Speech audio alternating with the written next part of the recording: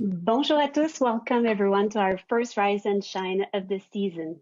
A special welcome to folks who join us for the first time today. We have guests from Canada, Europe, United States, and South America. So welcome everyone. My name is Mélanie Roth. I'm VP Marketing and Innovation at Valtech in Montreal, and I'll be your host today. Our conversation will be held in English as I'm joined by two of my favorite colleagues at Valtech, Blair Roebuck, Science Director, at Valtech Toronto, and Andrea Fersten, Lead Digital Marketing here in Montreal.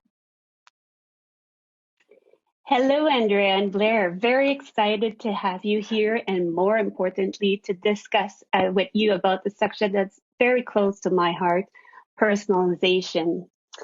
Before we jump into the subject, can you please introduce your role at Valtech and describe what you think of the future of personalization in a few words? We'll start with you, Andrea.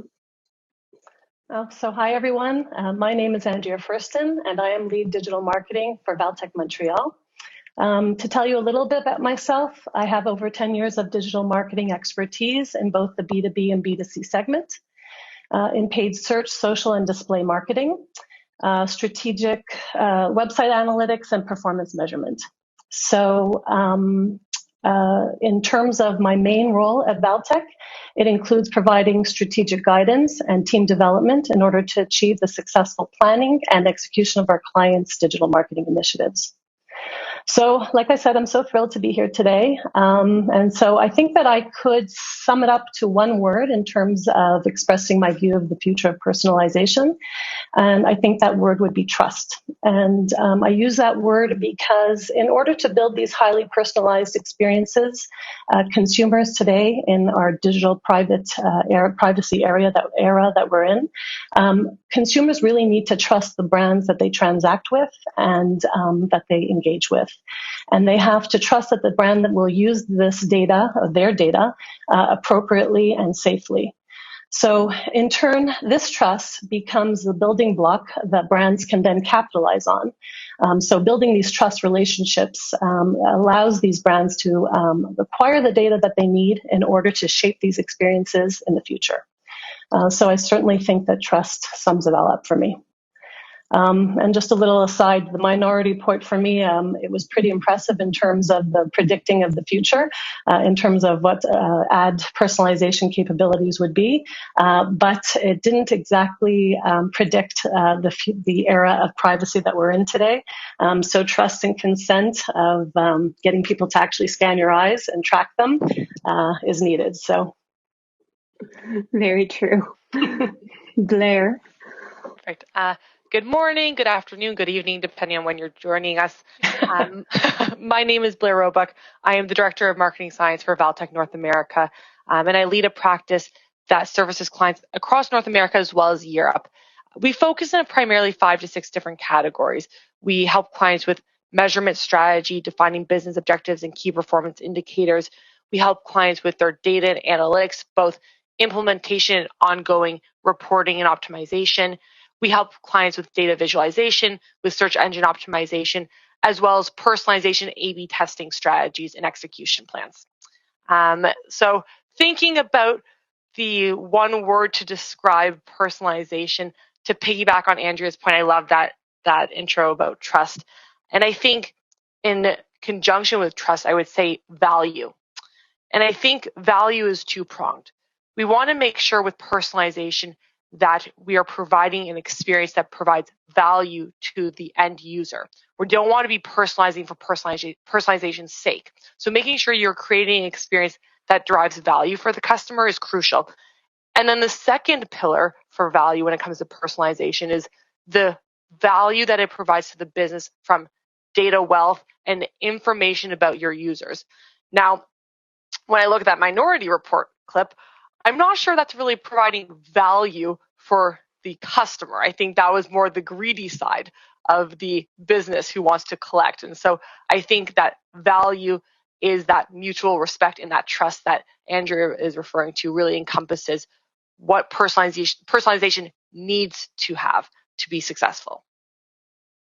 That makes a lot of sense. And according to eMarketer, 64% of retailers in North America, want to personalize their experience, their customer experience in 2021. So Blair, you're supporting many of these personalization projects at Valtech. Can you tell us why it's such a priority for many companies? So I think it's a priority for many companies for a number of reasons. But I want to call back to the two lenses that it's a priority for. There's the customer lens, and then there's the business lens. And so it's a priority because customers now expect a higher caliber of experiences. And even if your industry perhaps is not the most digital savvy or data literate, your users, your customer base is exposed to a wide plethora of digital experiences. And for better or for worse, they will take their best experience and place those expectations on your website. And those expectations are now to have fast, reliable, personalized experience. And so you must meet those user expectations. And so that's the first lens of personalization and why businesses would do it, is to meet those expectations and surprise and delight. The second reason is from a business standpoint. And there's a couple reasons. First, you want to increase engagement with your audience, of course, using digital as a channel. Second would be to increase your data footprint. Understand more in depth your user behaviors, your audiences, so you can enhance your business practices from that information. You want to use that data to then drive customer experience and loyalty. But moreover, this is an opportunity to take your digital channel, which is a now primary channel, regardless of the industry that you're in, and transform it from a monologue to a dialogue. And what I mean by that is many clients that we work with prior to doing personalization throw a lot of content at their customers, at their users, and there's not really that opportunity to engage in a conversation with your customers or even see if what you're doing is resonating and working. And so that monologue to dialogue is a clear driver for personalization. And then again, we want to meet those growing expectations of the audience and use the data to leverage the opportunities further. Right. So a customer wants to have a personalized experience, but also it helps business meets their financial or business objectives. Sounds like a win-win. Can you give us an example of a positive financial impact for a business? For sure. And before I dive into a concrete example of what we've done at Valtech, I want to take a step back because I think a common misstep with personalization is this notion that e-commerce conversion rate is one size fits all and success is a one size fits all metric. And that mentality oftentimes causes personalization strategies to fail. And it's not because the personalization tactic wasn't effective, but rather is because the business objective and the KPIs were not designed for the business context for which our clients are in. And so it's really important to make sure you're defining those business objectives, those key performance indicators for your business specifically, and you answer the fundamental question as to why does your business exist in this digital ecosystem. So the reason I call this out, it leads to an example that I want to provide. And I'm specifically going to focus on a B2B example, because in B2C, e-commerce, checkout flow, these are metrics we're familiar with, and that is a tangible return on investment. But for B2B clients, we often have clients who say to us, well, how do we quantify how much our site is worth if you can't buy anything on it? And how can we equate personalization with that type of success? And so I'll use the example of an industrial engineering firm that we worked with. So they help cities, governments build the ecosystem that really drive our lives. And I don't mean the pun of driving, but things like bridges. And so you're not going to put an entire city bridge in your cart and check out. That's not possible. And that's not really the intent of their website. The intent of their website is to increase awareness and drive lead generation. And so with these business objectives in mind, these KPIs in mind, we created a personalization strategy whereby we were able to personalize based on the type of industry somebody was in. So for instance, if you were coming from a financial institution or a government institution, when you reached the website, we would serve up content where that would show case studies relevant to your industry, but more importantly, specific contact information for the representatives within those business divisions. So again, if you were in finance and you wanted to speak to a finance specific individual, that contact information was already there with some case studies to help give you insight into the type of work that this client had engaged with. And by doing this type of personalization, lead generation, which was the business objective and the KPI that we were measuring against, increased by 80%. That's amazing.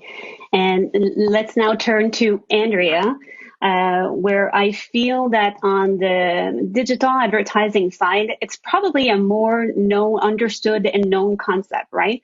So what's your point of view on this, Andrea? Well, so from a marketing perspective, what is the state of utopia?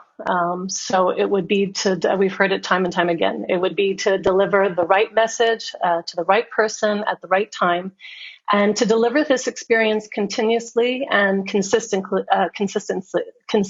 across the entire digital ecosystem. And so, no matter where you are, whether you're on your social media or if you're on a website, what's more effective than providing someone the experience that is tailored specific to them? So again, why do you do this? It's because it achieves greater customer experience, customer satisfaction, and in turn, it increases brand loyalty. And as we talked about this, a potentially increase in revenue and a positive ROI. So again, like you said, win-win. But most importantly, it is what customers are expecting more and more from these brands.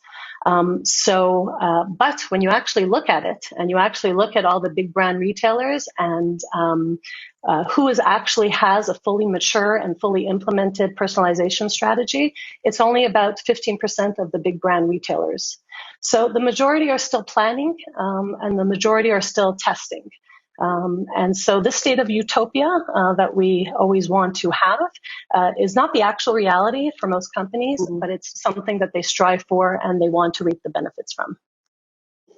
Excellent. So we understand now that it's a priority for many companies. The customers demands it. The companies benefits from it. So I hope we all got you super excited about the possibility, but now you probably wonder where to start. So Blair, we'll start with you and then Andrea. So can you help us identify the different stage for creating a personalized experience? I'm sure that people are wondering, where do I start tomorrow? Yeah, absolutely. And, I'm going to break it into 5 stages. So the first is what we just discussed. So define and understand the business landscape, business objectives, key performance indicators. That's a must.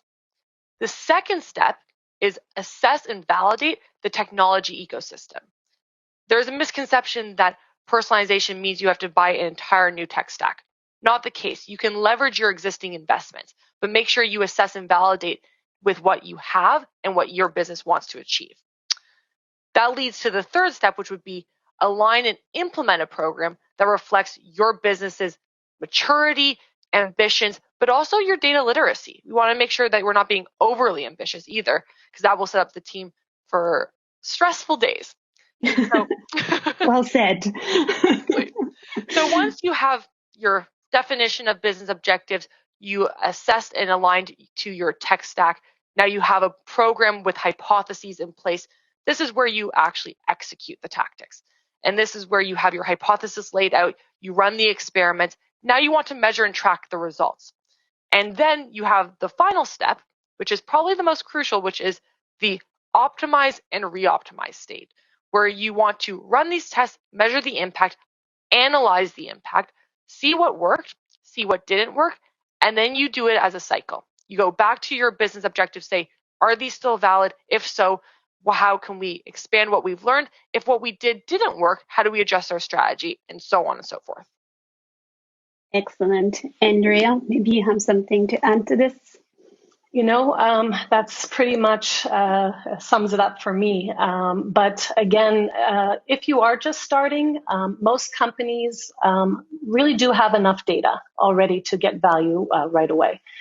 So the first step is essentially to determine maybe a use case that you want to focus on, or it could be that you want to, like we were talking about, converting new customers, or perhaps it's upselling already to your loyal customers.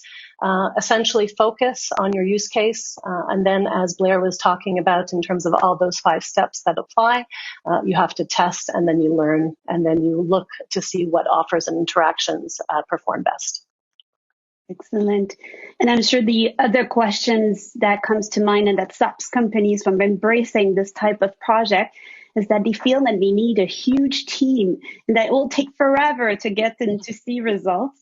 So the question that everybody's asking, how long does it take and what kind of team does it require? So we'll start with you, Blair. So I know everyone's probably going to roll their eyes when I say this, but it truly does depend on the team size, digital maturity, the team's data literacy, and their bandwidth. But all of that aside, it doesn't need to be a massive undertaking. And that, as you said, that is a misconception. And each program that we put in place with our clients is designed custom to be scalable and sustainable. And so once you have that upfront work that I previously mentioned of business objectives, technology assessment, those types of fundamental steps, the actual execution of the tactics doesn't take that long. We tend to run these tests in about 2-week sprints. And we do 2 weeks, but it really depends on the volume of data.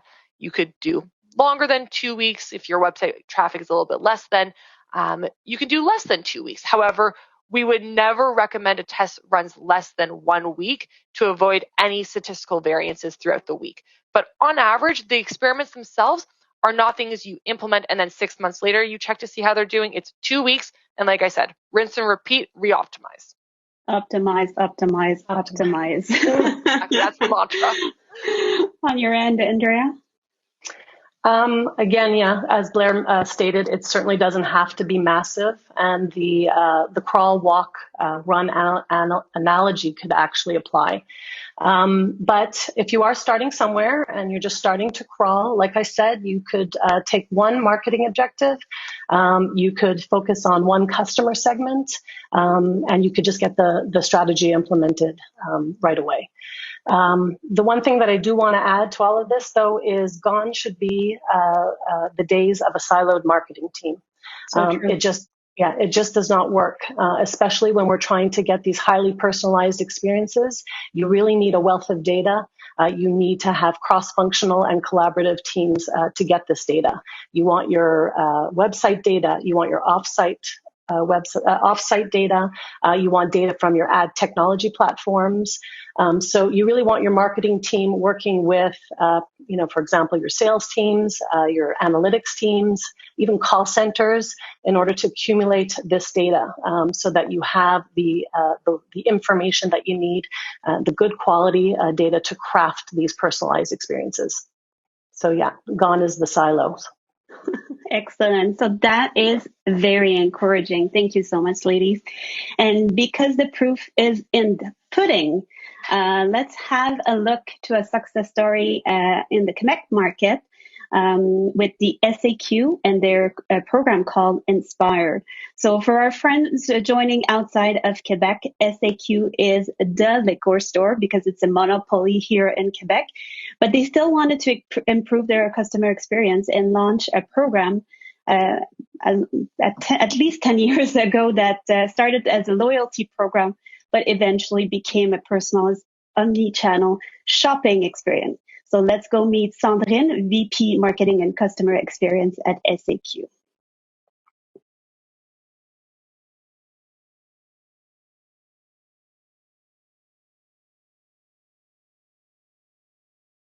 Je dirais, c'est pas forcément un mot, mais c'est plus une philosophie, la personnalisation. C'est vraiment d'être à l'écoute du client, de ses besoins, de le connaître et de le reconnaître. Pour moi, la personnalisation, c'est surtout être loyal avec le client en première vue pour s'assurer d'ajuster et de lui offrir une expérience pertinente. Le programme SAQ Inspire est un programme qui permet de capter l'information sur notre client. Quand c'est le temps de magasiner un produit, un boisson, un spiritueux ou un vin, c'est un petit produit de luxe et on veut s'assurer que le client tombe juste dans son profil de goût. Donc pour nous, c'est un programme qui permet de capter la donnée transactionnelle à l'heure actuelle. Et avec SAQ Inspire, on a plusieurs outils pour adapter notre expérience client, puis la personnaliser, puis la rendre plus efficace. Par la connaissance client, on adapte aussi nos promotions, nos offres, nos relâchements de produits, et on s'assure de proposer un produit, faire des recommandations, des conseils qui sont le plus pertinents possible. Donc c'est un outil par le moyen d'une carte où on trace tous les clients, mais ça se passe à la fois sur le numérique, mais aussi sur nos magasins dans le brick et mortier. Donc c'est vraiment un outil qui permet de capter la donnée transactionnelle omnicanale de notre consommateur et de lui faire vivre une expérience la plus personnalisée.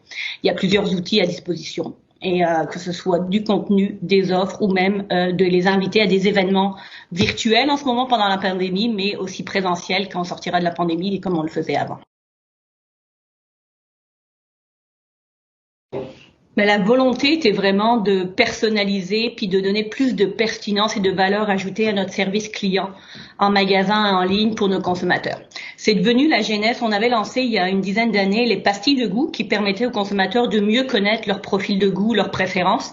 Donc SAQ Inspire est vraiment l'évolution naturelle des pastilles parce que c'est le 2.0 où cette fois-ci on est beaucoup plus minutieux et chirurgical parce qu'on détaille avec les historiques d'achat, les préférences, l'information. Donc pour nous, c'était de donner de la pertinence, s'adapter au client, de l'écouter, puis de lui simplifier la vie en s'assurant qu'on lui fasse des recommandations qui tombent parfaitement dans leur palette de goût. Mais en fait, la SAQ a la volonté d'être focus client depuis plus de 15 ans. Donc pour nous, ça a toujours été d'écouter le client, de faire des analyses, des sondages quantitatifs, qualitatifs à l'époque, pour s'assurer que tout ce qu'on va développer reste pertinent. Donc la première, c'était d'écouter le client, de tester, de valider l'approche et de s'assurer d'avoir aussi l'adhésion de l'ensemble de notre réseau, parce qu'on a 400 magasins à travers la province, donc plus de 4000 employés qui travaillent dans le réseau, s'assurer que nos conseillers soient bien habilités à utiliser l'outil pour qu'ils puissent faire vivre la promesse. Donc ça va passer par écouter le client, écouter notre réseau et d'avoir l'aval de la haute direction pour s'assurer qu'on puisse aller plus loin avec cette expérience client omnicanale.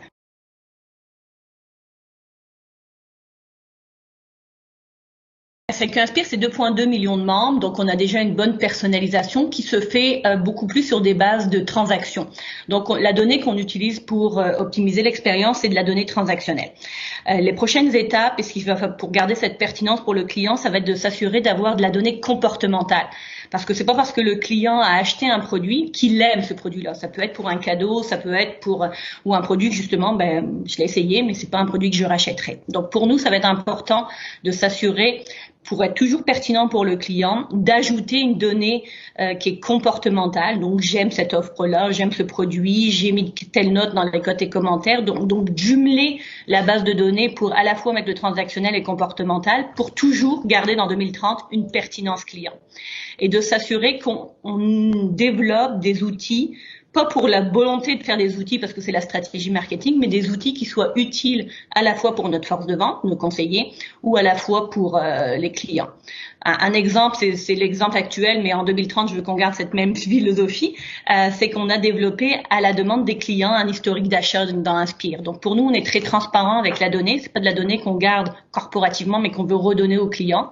Et l'historique d'achat, la question numéro 1 qu'on a de nos clients à l'heure actuelle, et je suis sûre en 2030, ça risque de garder, c'est que j'ai acheté ce produit-là, c'était un château, il venait de France, il y avait tel dessin, mais il y en a plusieurs. Donc ça, avec l'historique d'achat, avec le profil d'Inspire, on est capable de remettre la main rapidement sur ces produits-là.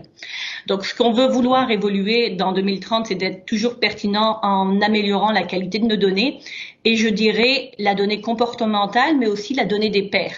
Parce que on sait que la communauté va prendre beaucoup plus de place dans le futur. Donc, pourquoi pas faire des suggestions par rapport à des gens qui ont le même profil de goût que vous créez des communautés, des assemblages sur des profils de whisky, de scotch et qu'on échange sur l'information. Donc, on va être par étapes plus chirurgical dans la donnée, puis plus communautaire dans la donnée.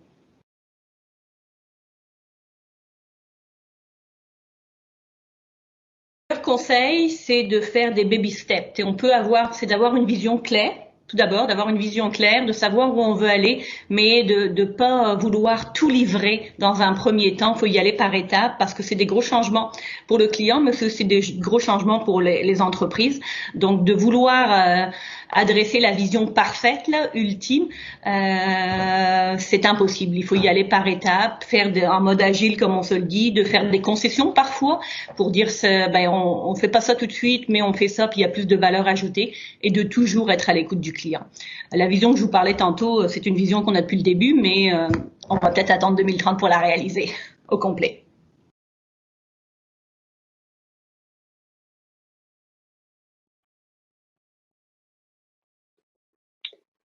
So I hope you all found this very inspiring and feel empowered that this could work within your business. So now we could not go about this subject without mentioning the recent news about the cookieless future. So Andrea, we'll start with the quick explanation of what cookies are, how they're helpful and what's their impact on personalization. Okay, so I'm going to go through a little bit of a lesson here. I'm going to go quickly. So simply put, cookie is a piece of code that's generated and stored on your computer, and the primary use of it is to track online behavior.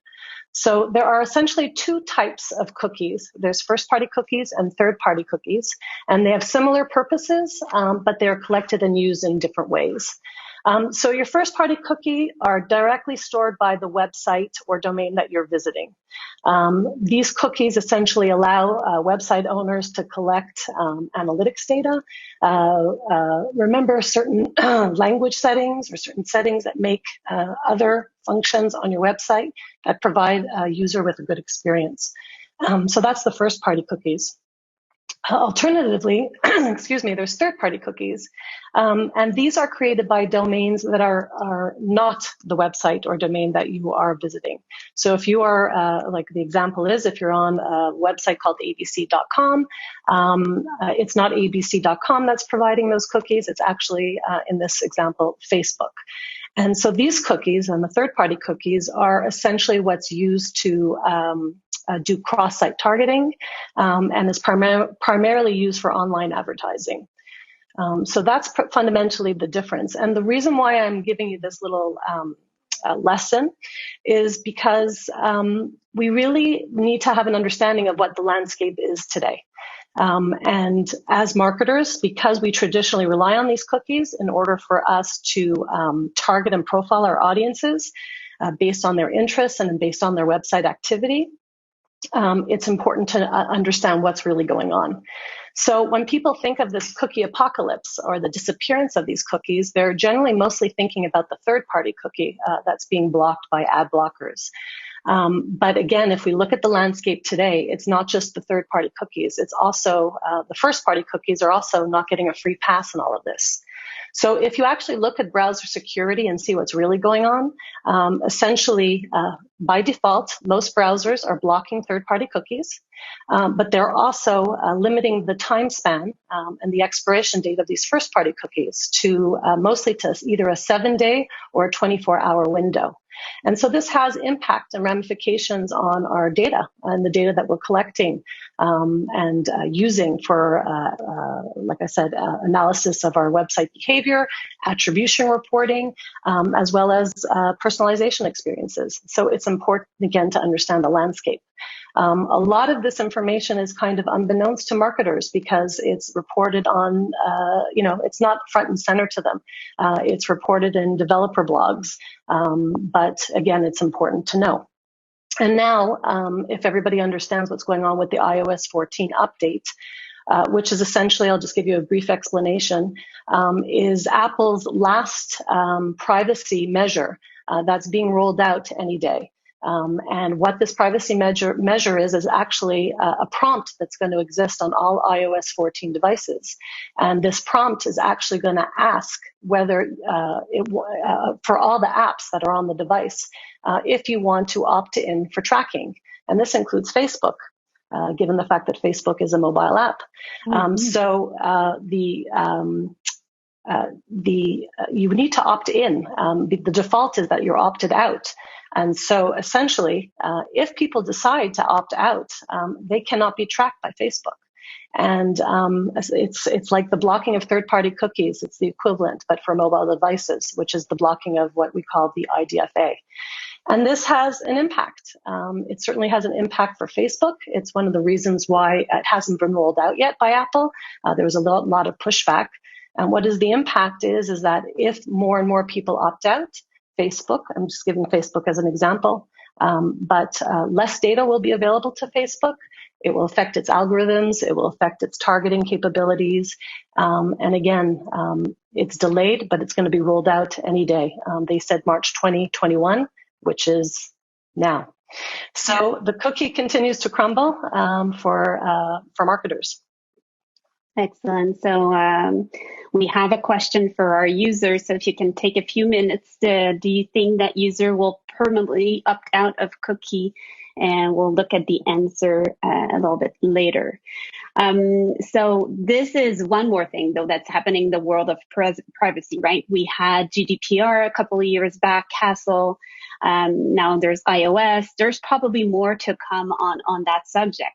So how should marketers adapt to this? Like, is it the end of our jobs and we need to become something else? Please, Blair, reassure us. So I can reassure everyone there is no need to panic. That is the first thing I will say. But there has been a shift. We've gone from data being a commodity to consent being a commodity. Prior to GDPR, CCPA, PII, and all the other measures that had been put into place, data was a little bit of the Wild West. Everyone had a plethora of information that they could access and customize the experience, and web owners and marketers were the real beneficiaries of this. But now consent is the commodity. And there's going to be an increased reliance on explicit consent to marketers to ascertain the data that they were formerly privy to and to create custom experiences that web visitors are still expecting from their browser experience. And so I want to reassure everyone that it's not the end of personalization. It's really just the repositioning of personalization. And to achieve this, there's two key things I think marketers need to think about and consider going forward. The first is you need to be very transparent with your data usage and your intent, what you're collecting and what you intend to do with it. And then the second thing that marketers need to do is that they need to offer an experience that draws users in and encourages them to sign up and register, to consent to their data being shared. So those are the two things that marketers have to consider going forward to adapt to this new ecosystem. That makes sense, and it's very reassuring. Thank you so much, Blair. Andrea, your thoughts on this? So I'm going to be fast in summing up my thoughts, but the bottom line, things are changing fast. Like I said about this whole digital landscape and the amount of data and the type of data that's coming at us, we have to be able to adapt. So as marketers, we have to adapt. I didn't mean to panic everybody. I was just trying to give them the state of affairs. And yeah, so, just to reassure, one thing that I didn't state is that Chrome still has no restrictions on their first party or third party data by default. So again, Chrome represents a major percentage of the market share. So again, we still have a lot of data that people can dive into and still be leveraged in the most traditional sense before these restrictions on cookies happened. But as you know, Google is moving towards their own digital or data privacy, and they announced that will arrive in 2022. So again, this is short term, but we know that we are going towards a cookieless future. So given the fact that we know that it's going to be disappearing and ad tech platforms need to evolve, all we need to do is know what the effects are when we're looking at our current marketing campaigns, and we have to understand how we could interpret the data properly. We don't want to misinterpret information just because you have, let's say, iOS device traffic and you're not getting enough data. It doesn't mean that you're not getting ROI. You really need to have to look and be able to understand and interpret. So I think that's pretty much that sums it up. In terms of, we just have to leverage what we know. We know a lot of things, again, some of the things that we do know is in terms of strategies that work without cookies. So we might have to rely on traditional strategies, such as contextual marketing, keyword and contextual marketing. We might want to shift dollars and shift focus in the short term. And we also essentially want to listen to the ad tech platforms because they know what they need to do in terms to adapt, and we have to adapt with them. So again, if you're a Facebook advertiser today, just in terms of the impact of the iOS 14 update, there are actual action items that you need to do. So I'm not going to cover them today, but just know that Facebook is very proactive. They're essentially created a resource center in their business manager. So there are certainly actions that you need to do today. And I think that's about it. Excellent. And Blair, you're totally right. Consent, getting the consent from the user to continue to enhance the experience of the user will be more important than ever if we want to keep that privilege going forward. So one thing that we haven't touched yet in our conversation is personalization in the physical space, which is another aspect that is picking up quite fast. So we saw the example of the ACQ a few minutes ago that they started to do personalization in store. So let's join our colleague Jeremy to have his point of view on this subject. Hi, everybody. I'm Jeremy Dimstra. I'm the Senior Vice President of Connected Experiences for Valtech, and I'm the co-director of Valtech Future Studio. We get asked all the time about personalization and customization. It is my feeling that this is table stakes. Everyone has to be doing personalization and customization because that is the quickest path to get to a one-to-one relationship with your customer. And there's a difference between personalization and customization. So personalization for us is if I go to the website and I look at these particular products, I should come back to the homepage, and next time those products are going to be featured on that homepage. So it's personalizing this digital experience to me every step of the way. If I walk into a store and I check in, those products should also bubble up to me on digital displays and signage that are in the store. Or maybe even a sales associate brings them up to me on a tray and says, hey, you were looking at these online. Would you like to look at them here, touch them? Customization is different. So customization is if I'm one of our clients, Under Armour, and I want to make a custom pair of sneakers for somebody, I can walk up to a kiosk, play with the materials and the colors and everything else, and I'm going to get a custom product. That also is an incredibly important thing to be doing for your customers because everybody wants something unique to them. So all of this boils down to that one-on-one relationship and making sure that you are having a completely unique encounter with every customer at every point. Okay, on this one, it really depends. Do you want an evolution or do you want a revolution? So it's super easy to go into an existing space and add digital experiences that are going to make the experience better. If you really want to transform your business, there's an opportunity starting from the ground up with a store design firm or an architecture firm, and then designing the space so that physical completely meshes with the digital experiences will revolutionize and transform your business. So both ways are great. My answer would be both. You have to be completely frictionless for both of those, and you have to add a ton of value. So for check-in, I think what's really important is to continue the story for somebody or the customer journey for somebody. So when they are looking at something online, for instance, and they go to the store and they check in, they need a good way to show those same products in the store environment. That kind of continues that story for that person. It makes it seamless. Checkout has to be incredibly frictionless. So we have to make sure that any kind of payment system they want to use, they can use. So credit card, cash, Apple Pay, Google Wallet, whatever it might be, they need to have that available to them. And really importantly, you can't silo e-commerce and what's happening online and POS, what's happening in a store, all the transactions from either one of those have to be available to any sales associate, no matter where they are, or to the customer. And that makes it a lot easier for them to see what I bought before and what I might be interested in later. So things like that. The answer is both. Again. And the reason for that is, if I am a unknown customer and I check into a system, I'm basically starting the relationship. I'm starting the story. I'm starting the customer journey. And you're going to give them value. But if I'm a known customer, you're actually going to get a lot more value. If you're a known customer, I know your previous purchases. I know your preferences. I know things in your profile that add to the personality of you. So I can start to target things to you that are much more useful for you. I can give you incentives that are much more useful to you.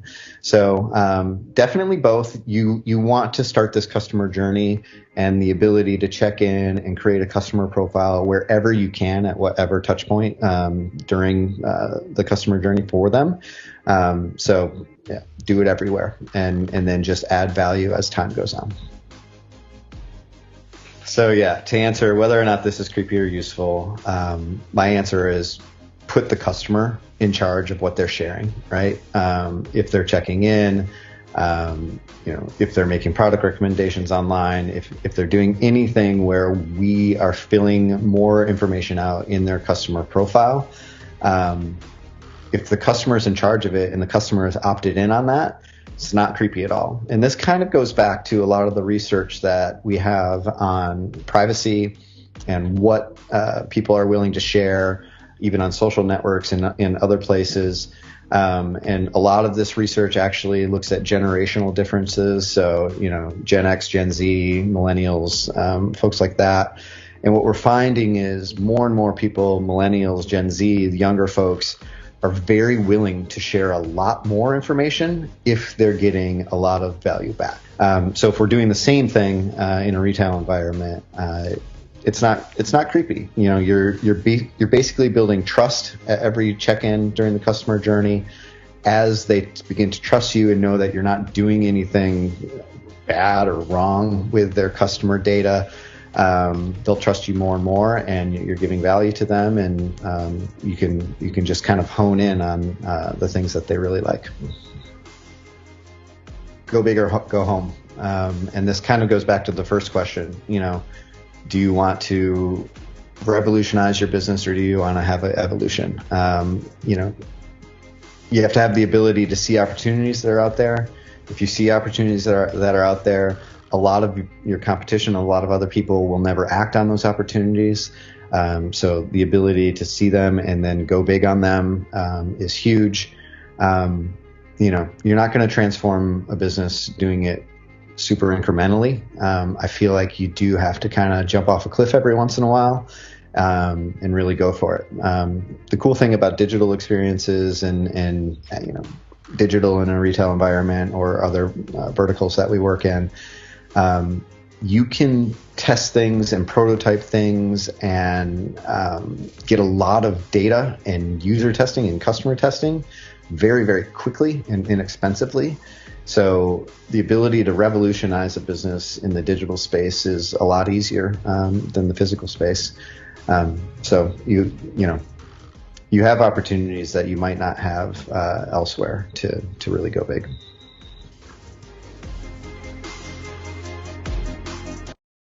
I think I got that in just in time for this helicopter that's going by. Okay, so I hope that also inspired you. So we asked you a question just a little bit earlier. Do you think that the user will stay opt-out before and therefore prevent personalization mechanism? So we have most people saying yes. Blair, are you surprised with the results, and how do you see this futureless evolution of marketing? We're gonna wrap this up in 5 minutes, people. Fortunately, I talk fast. I'm not surprised by this. I think, like I said, we had that wild west of data happening. And I think what we're going to see in the next couple of years is a bit of a pendulum swing, where we went from one extreme of data euphoria and utopia, And now we're going to have this pendulum swing the other way, where people are going to take back their data and they're going to hold on to it tightly. However, I think what people are going to realize is what they're giving up in that experience. And that's when this notion of value and trust that Andrea and I mentioned at the outset of today's conversation comes into play. When they start to understand the tactical and compliant mechanisms to which data can amplify their experience, I think you're going to see that pendulum reach back to equilibrium, and people will start to consent more. So again, not surprised that's majority are saying yes right now, but I don't think that's where it's going to stay. And again, that leads us to this cookieless future. It doesn't mean that implicit and behavioral personalization is going to go away, but rather it means that our approach to personalization and strategies need to evolve. It means that we're going to be increasingly reliant and focused on, like I said, registrations and explicit forms of consent. But again, implicit and behavioral data, which are things like, geography, campaign, device type, those things that we can infer and learn about you without explicitly defining it as Blair Roebuck, those will still be in effect. People will still consent. The pool is just going to be a little bit smaller, which means that data leaders will need to extend session level data that's being tracked and identify patterns and predictive measures. And tools that will help them get there are things like GA4, the new version of Google Analytics. It has machine learning and pattern identification so that you can take this smaller pool of data, extend it by inferring patterns, behaviors, and trends. So like I said before, and hopefully to reassure you all, it's not the end of data collection. It's not the end of a personalization era. It truly just is a repositioning. That works with me. On your end, Andrea? So I actually didn't calculate the percentages, but it's pretty close, I think, in terms of what other surveys that I noticed that actually reported. It was a singular study, and it said about 62% will click that they will not allow tracking.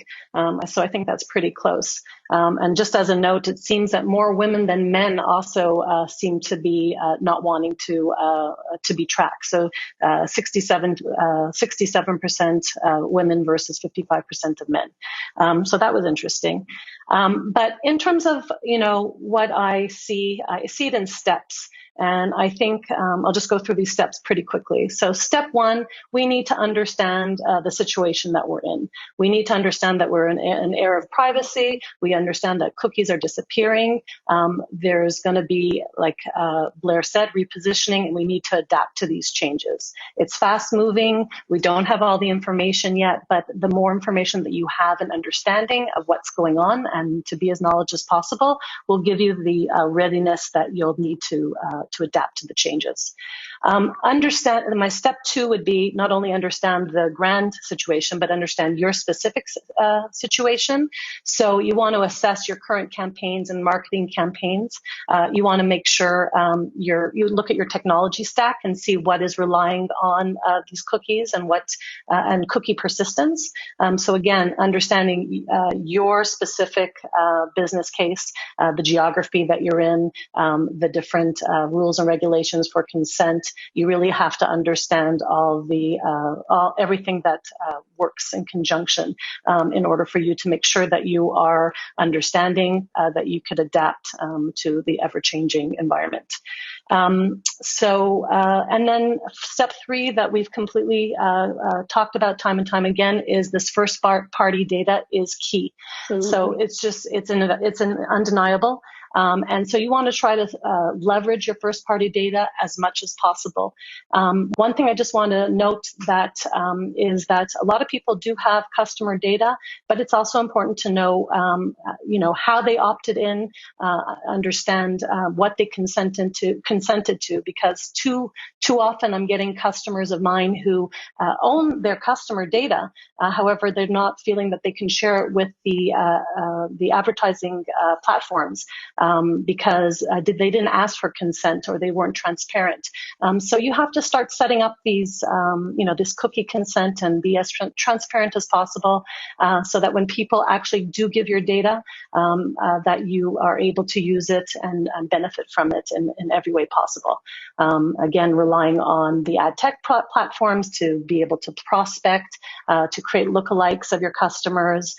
These all will help you in the future. But really know that first-party data is key. And just having all of this information, I mean, you'll see there's opportunities that you're going to be able to identify. And as you plan ahead, you'll be able to essentially transform your personalization and marketing objectives. Excellent. So thank you so much, Andrea. Thank you so much, Blair, for this great conversation. I could continue all day speaking about this subject. Thank you so much all for joining us today.